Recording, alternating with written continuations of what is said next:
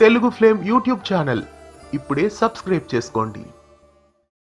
మామగారు సీరియల్ స్టార్మాలో మధ్యాహ్నం 2 గంటలకి ప్రేక్షకులని ఆకట్టుకుంటోంది. ఈ సీరియల్ కథలో ఒక ప్రముఖ బుల్లితెర నటి ఎంట్రీ ఇచ్చారు. గతంలో చెంగయ్య వదిన క్యారెక్టర్ లో వనిత నటించారు. కాకపోతే మళ్ళీ చాలా కాలం తర్వాత చెంగయ్య వదిన క్యారెక్టర్ ను కథలో ప్రవేశపెట్టారు.